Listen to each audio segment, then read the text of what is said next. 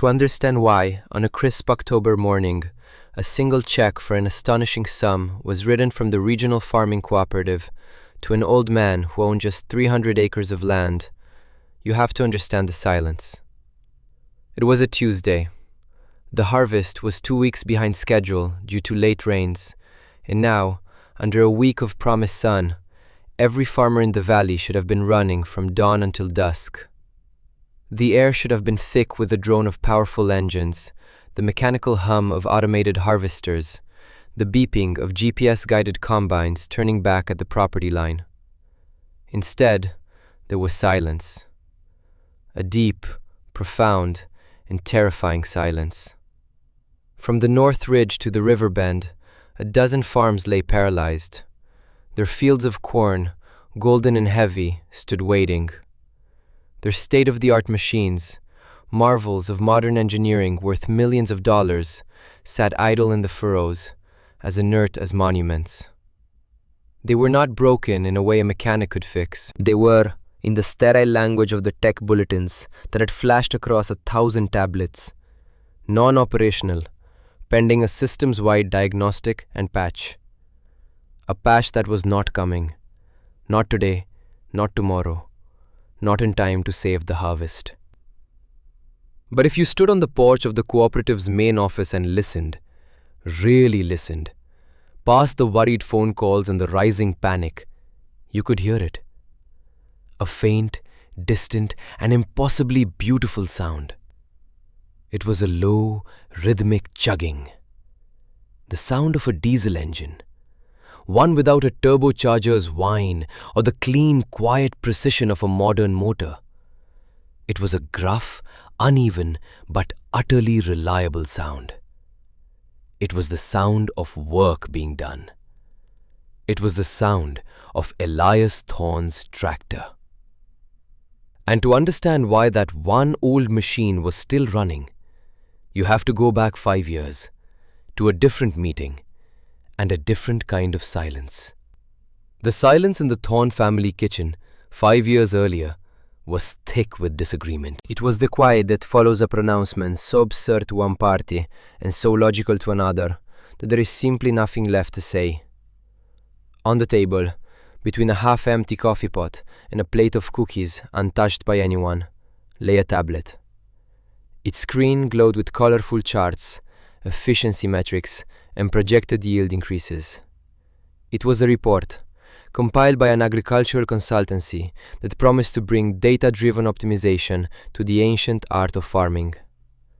Elias's son, Daniel, a man who lived by the logic of spreadsheets and futures markets, gestured at the screen. His face was tight, with a mixture of frustration and pleading. He was a good son, and he loved his father, but he felt the weight of the future in a way Elias seemed to refuse to. Across the table, Elias sat with his hands resting on his knees. They were large hands, the knuckles swollen with arthritis, the skin a permanent atlas of grease stains, tiny scars, and the deep, ingrained dirt of a life spent working the land. He was not looking at the tablet. He was looking out the window, past the yard, to the barn, where the nose of his old tractor was just visible.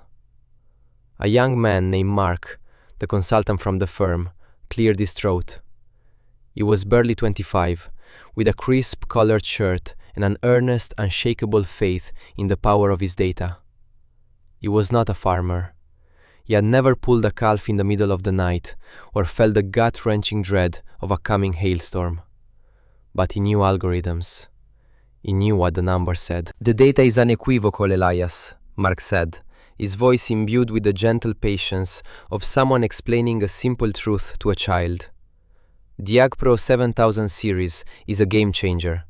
It integrates seamlessly with satellite yield mapping, automated irrigation, and soil nutrient sensors. The fuel efficiency alone will save you nearly 20% year over year. But the main drag on your operation, the single biggest point of inefficiency, he paused, tapping the screen. A picture appeared. It was Elias's tractor, a 30-year-old machine, its green paint faded by the sun and scoured by the wind, a long, dark streak of oil weeping from a gasket near the manifold. "Is that," Mark finished, his tone one of finality. It's a relic. It represents a significant opportunity cost. Every hour you spend driving it, you're losing potential yield. Every dollar you spend on its upkeep is a dollar you could be investing in a platform that generates a return. Daniel spoke, his voice low. Dad, he's right. We can't compete anymore running that thing. Miller next door, he's got 2 of the new ones. He planted his entire acreage in 3 days. It took us 9. Elias finally turned his gaze from the window. He looked at his son, then at the earnest young man with the glowing tablet. He did not look angry. He did not look defensive. He just looked tired. Tired of a world that had begun to speak a language he did not understand and did not wish to learn. A language of platforms and opportunity costs and data-driven solutions. He had always thought farming was about soil and weather and wisdom. He finally spoke, his voice raspy but clear. That tractor has never failed to start. Mark smiled a tight, professional smile. And that's commendable, truly. A testament to older engineering, but anecdotal reliability doesn't scale. The AI's projection, based on tens of thousands of operational hours from similar models, predicts a catastrophic failure, a transmission or an engine block, within the next 18 months. The cost of that failure during planting or harvest would be devastating. It's a liability. Elias looked back out the window. His grandson, Leo, who was 16 at the time, was leaning against the old machine, scrolling through his phone. Leo was a child of the new world. He loved the sleek designs of the new tractors, the air-conditioned cabs, the video game-like controls. To him, his grandfather's machine was an embarrassment. It was loud, smelly, and slow. He saw the logic in Mark's presentation. He saw the future, and the old green tractor was not in it. The family argument had been the culmination of months of pressure. Daniel, seeing his neighbor's operations grow more streamlined and profitable, had been the one to call the consultancy. He saw it as a necessary step, a way to secure the farm's legacy for Leo. Elias saw it as an abdication. He saw it as inviting a stranger into his house to tell him he no longer knew how to do the one thing he had done his entire life. The conflict was not about a tractor. Not really. It was a clash of philosophies, a collision of 2 worlds. Daniel and Mark saw a farm as a business, an asset to be managed and optimized for maximum output. Elias saw it as a living thing, a relationship between his family and a piece of land, a relationship mediated by tools he understood and trusted. The tractor was not just a machine, it was a repository of knowledge. That day in the kitchen ended with Elias making a quiet declaration. He would not sell the tractor. He would not trade it in. The farm was in his name, and as long as it was, that machine would have a home in his barn. Daniel, defeated and worried, had secured a loan anyway, and a few weeks later, a massive gleaming new tractor was delivered. It was an Ag Pro 6500, not the top-of-the-line model Mark recommended, but a compromise. It was sleek, quiet, and powerful. It had a cab like a spaceship cockpit, filled with touchscreens and joysticks. Leo was ecstatic. Daniel was relieved. Elias watched it roll off the flatbed truck and simply nodded. Then he walked to his barn, wiped a spot of grease from the old tractor's fender, and went about his day. The decision isolated him. His neighbors whispered that he was stubborn, a relic himself. His own son began to plan the farm's workflow around the new machine, relegating the old one to smaller, less critical tasks. Elias was being politely, lovingly, put out to pasture, and his tractor with him. He was now the keeper of a museum piece, the quiet curator of a forgotten way. Let me tell you about that tractor, because it's where the story really begins. It was not a special model. It was a common, workhorse machine from an era when tractors were built of iron and steel, not silicon and proprietary software. It was purchased new by Elias's father, a man who believed in 2 things, the grace of God and the reliability of a simple diesel engine. Elias remembered the day it arrived. He was a boy of 12, and the tractor seemed as large and powerful as a locomotive. Its paint was a deep, glossy green, its tires black and formidable. His father had placed his hand on the hood, warm from his journey, and said, "This will outlast me. You take care of it, and it will take care of you." It was a promise Elias had kept. The tractor was a map of their family's life. A long, deep scratch along the right side of the hood was from 1988, when a young Elias, still learning its dimensions, had scraped it against the stone wall at the edge of the north field. A series of small dents on the fender were from a hailstorm in '95 that had nearly ruined them, a storm they had weathered by working for 48 hours straight to bring in what they could. The seat, cracked and patched with silver tape, held the impression of 3 generations of Thorn men. But the value Elias saw was not in sentiment. It was in its design, its philosophy. The engine was a marvel of accessible mechanics. You could open the cowl and see everything: the fuel lines, the injectors, the alternator, the starter. Every part was held on with a standard bolt. Every system was discrete. The hydraulics were independent of the engine electronics, which were themselves rudimentary and robust. If something broke, you could see it. You could touch it. You could, with a set of wrenches and a bit of patience, understand it. Elias possessed a complete set of service manuals for the machine.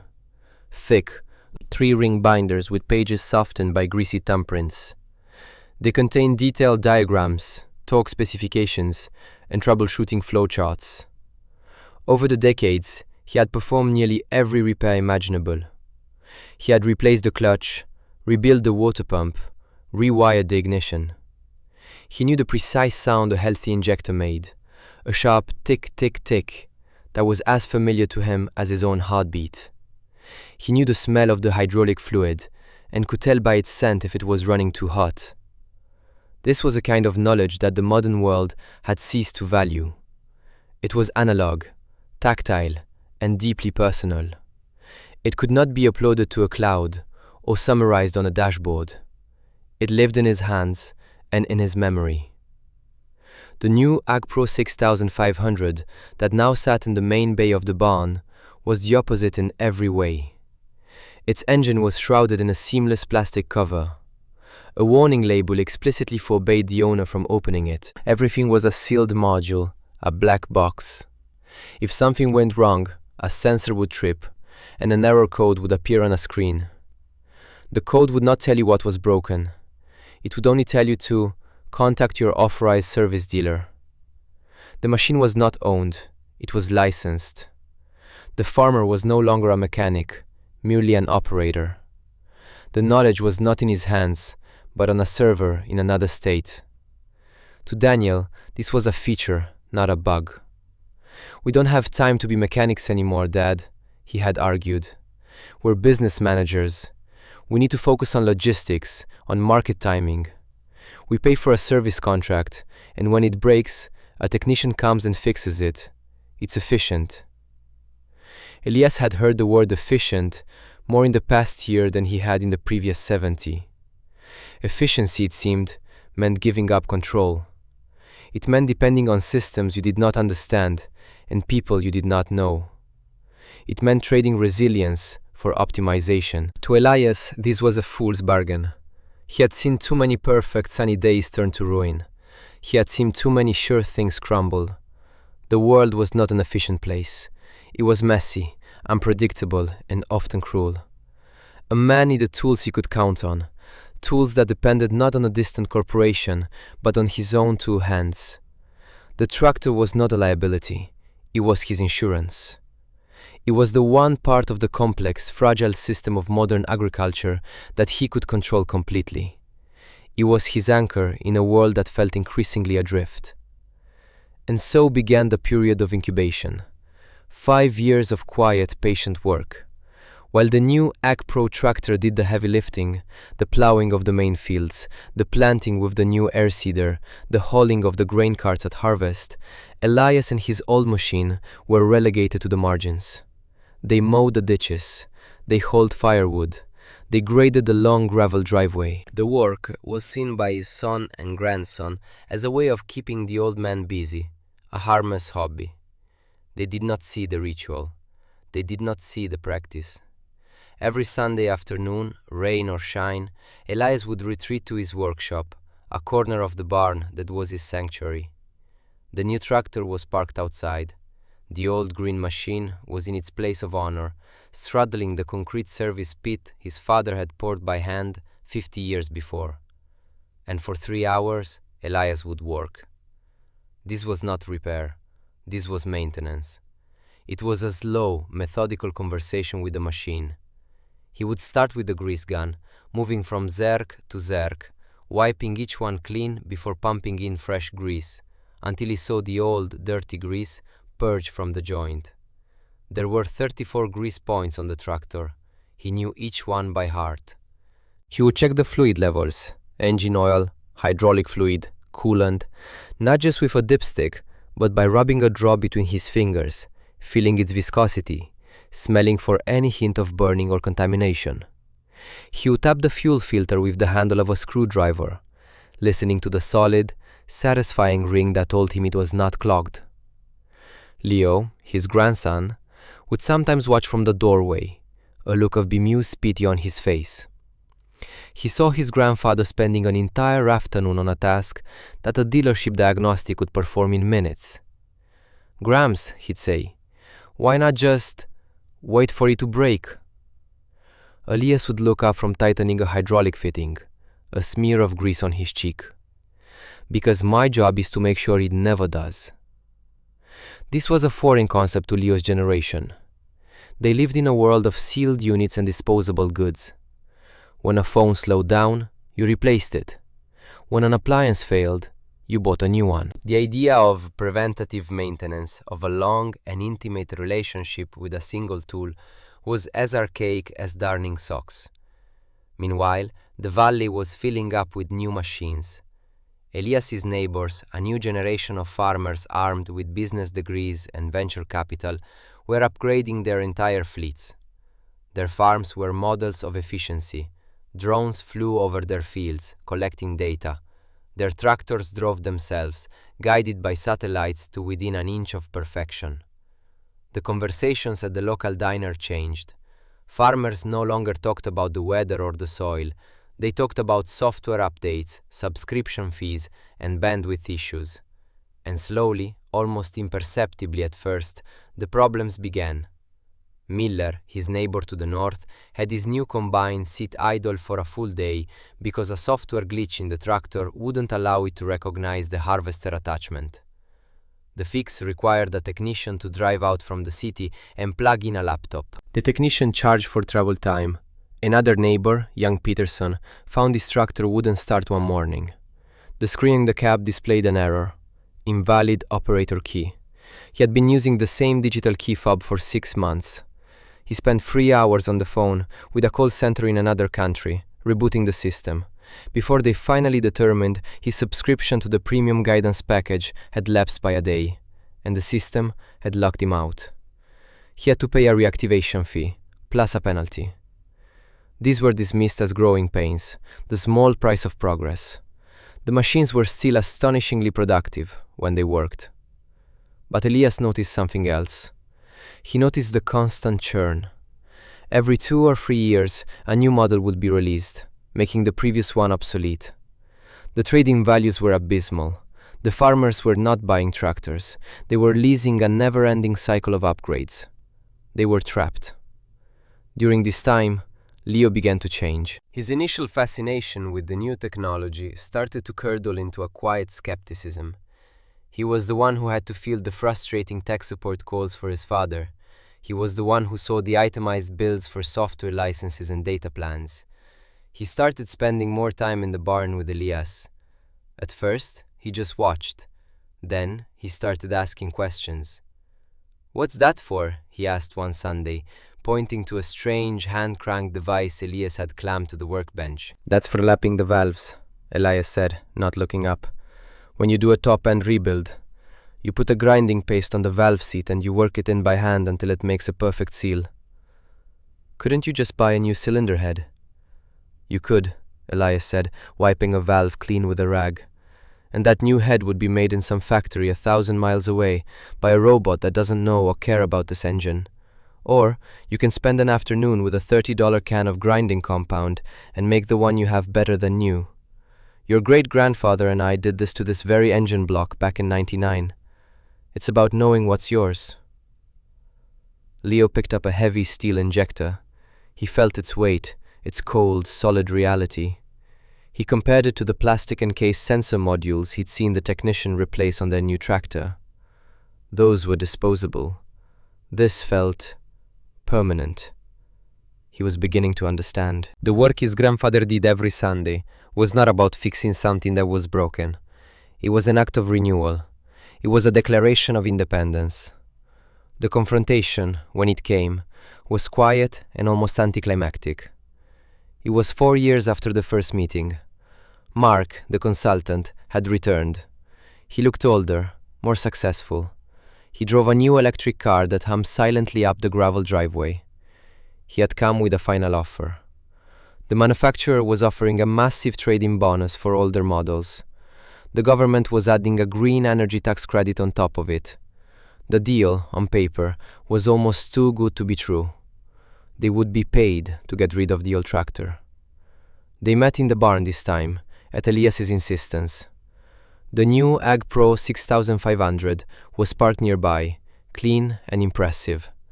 But the meeting took place next to the old machine, which smelled faintly of diesel and warm oil. Daniel and Leo stood with Mark. Elias sat on an overturned bucket, wiping his hands with a red rag. Mark went through his presentation, his voice echoing slightly in the big space. He spoke of asset depreciation, of emission standards, of the new AI-driven predictive maintenance, a subscription to their premium service now offered. "It will tell you a part is going to fail before it fails, Elias," he said, his tone one of triumphant finality. "It completely eliminates unplanned downtime. It makes your approach, this," he gestured around the workshop, at the wrenches on the wall and the cans of oil, "utterly obsolete." Elias finished wiping his hands and looked up at the young man. His gaze was steady, without animosity. "Your machine, it runs on a signal from a satellite, doesn't it?" Mark was taken aback by the question. "Well, yes. The GPS guidance is accurate to the sub-inch level. It's essential for precision planting." "And the engine?" Elias continued, his voice even. "It talks to a computer, and the computer talks to your company over the internet. Is that right?" "It's a network, yes," Mark said, a little defensively. "That's how we provide real-time support and push over-the-air software updates. It's what makes the platform so powerful." Elias nodded slowly. He looked at the massive tires of his old tractor, at the simple, heavy drawbar. He looked at the ignition, which required a simple metal key, and the throttle, which was a direct mechanical linkage to the fuel pump. "You call what I do unplanned downtime," Elias said, his voice dropping a little. "I call it Tuesday.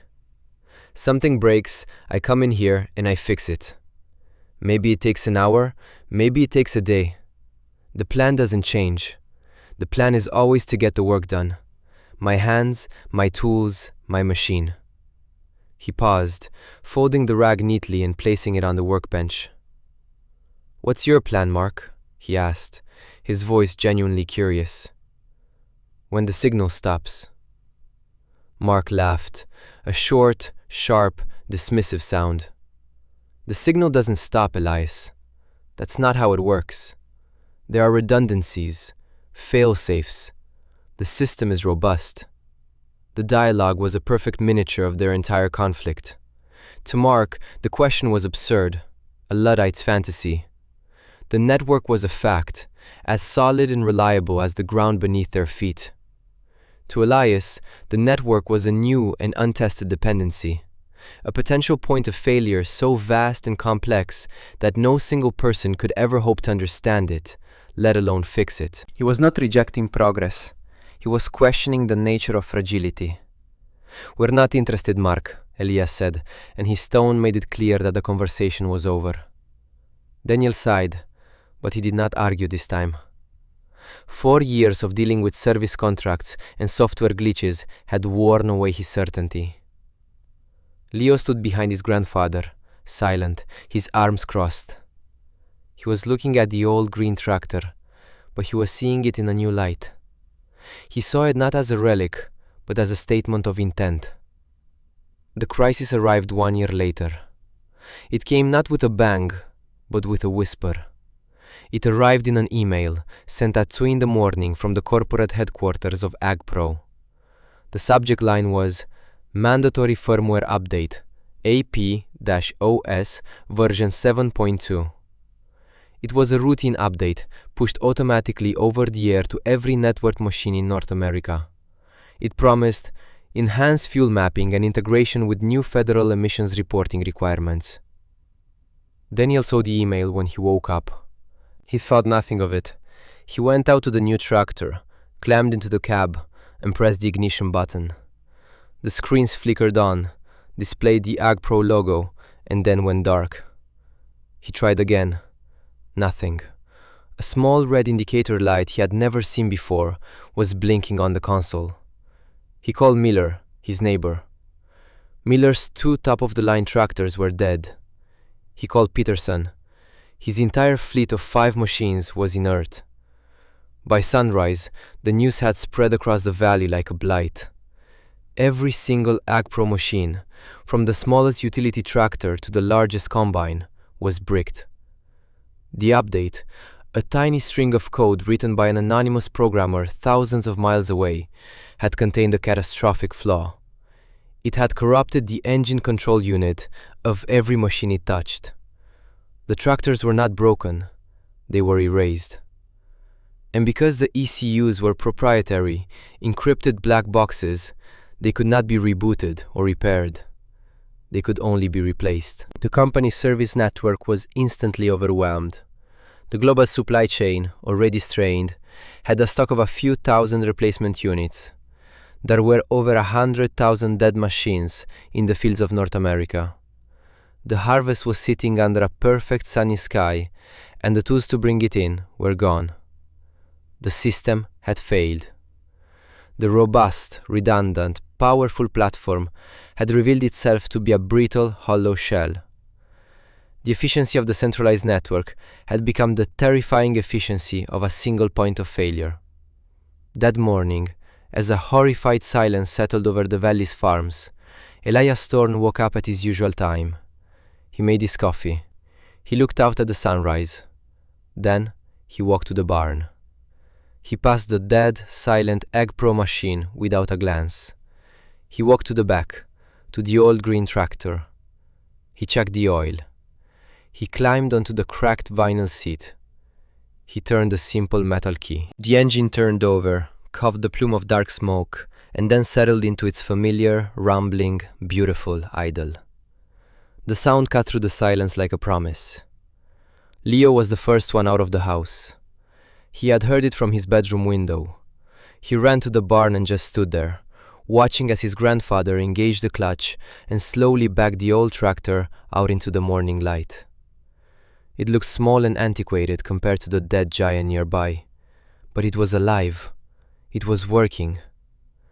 Daniel came next. He stood beside his son, his face a mask of disbelief and dawning understanding. All his spreadsheets, all his projections, all his carefully managed business plans had evaporated in a single night.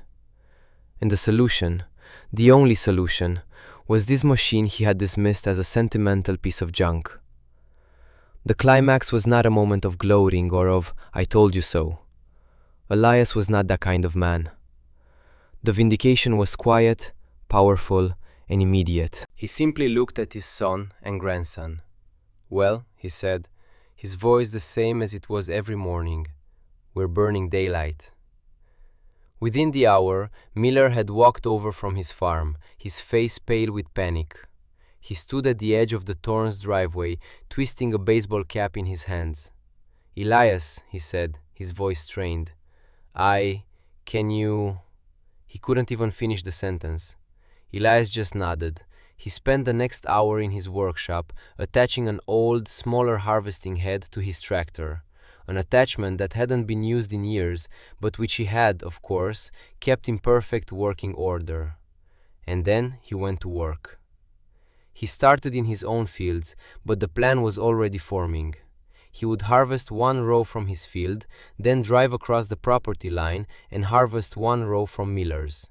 Then back to his, then back to Miller's. They would share the harvest, just as they had in his father's day, before every farm became an isolated, competitive island. Soon Peterson arrived, and then the others. They brought their old gravity wagons out of storage, the ones that didn't require a digital handshake to operate. They organized themselves into a human system, a resilient network of neighbors helping neighbors.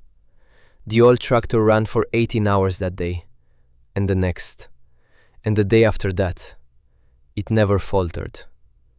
Leo rode with his grandfather, learning the feel of the manual transmission, the sound of the engine under load. Daniel organized the logistics, coordinating with the grain elevator and managing the queue of wagons. He was using a pencil and a paper notebook. They saved the harvest. Not all of it, but enough. The check from the cooperative was not a payment for services rendered. It was a gesture of profound gratitude from the entire community. It was their acknowledgement of a debt that could not truly be repaid. They had not just been saved by a machine. They had been reminded of a different way of thinking. They had been reminded of the value of resilience over efficiency, of community over isolation, of real, tangible knowledge over abstract data. The aftermath settled in as the snows began to fall. The Agpro Corporation eventually sorted out its mess, replacing the brick computers at enormous cost. Lawsuits were filed. Some farmers went bankrupt. But in Elias Forn's valley, something had changed. The next spring, several of the younger farmers, including Miller, showed up at Elias's workshop. They came not to ask for help, but to learn. They wanted to understand the old machines they had rusting in the back of their sheds. Elias, without ceremony, began to teach them. He showed them how to set the timing on an old engine, how to bleed a fuel line, how to read a wiring diagram. He was not just teaching them mechanics, he was passing on a philosophy. He was teaching them how to be independent. Leo became his grandfather's true apprentice. He spent the winter rebuilding the engine on an old cultivator that hadn't run in a decade. He learned the satisfaction of taking something broken and making it whole again with his own hands. He understood, finally, that the grease under his fingernails was a badge of honor. It was the mark of a person who was a participant in his own life, not just a consumer of services. Daniel, for his part, changed the way he ran the business. He kept the new tractor after it was fixed, but he no longer saw it as the primary machine. He saw it as a specialized tool, to be used when its efficiencies outweighed its risks. The farm's new operating plan was built around redundancy and resilience. He started a side business, sourcing and refurbishing old, pre-digital farm equipment for his neighbors. He had learned the hard way that the most important assets on a farm don't always show up on a balance sheet. This story is not about rejecting technology or progress. It is about questioning the nature of that progress. It's about understanding the difference between a tool and a service, between ownership and dependency. The emissaries of the modern world, the Marks with their tablets and their algorithms, see the world as a system to be optimized. They see a 30-year-old tractor and calculate its fuel inefficiency, its depreciation, its projected failure rate. They see a liability. They see numbers on a screen. They do not and cannot see the knowledge stored in the hands of the man who maintains it. They cannot quantify the value of a machine that can be fixed with a common wrench instead of a proprietary laptop. They cannot assign a metric to the independence that comes from understanding the tools you rely on for your survival. The conflict was between two kinds of ledgers. One was the spreadsheet, which tracked inputs and outputs, profit and loss. On that ledger, the old tractor was a failure. The other ledger was the one kept in the mind and muscle of Elias Thorn. It tracked lessons learned, storms weathered, and promises kept. It measures value in reliability, in resilience, in the quiet confidence of knowing that when everything else fails, you can still rely on your own two hands. The modern world has become very good at reading the spreadsheet. It has forgotten how to read the man. It has traded the wisdom of the workshop for the data of the cloud, and in doing so, has built a world that is incredibly powerful, yet terrifyingly fragile. Elias Thorne and his old green tractor did not win because they were stronger or smarter. They won because they were simpler. They won because they were whole.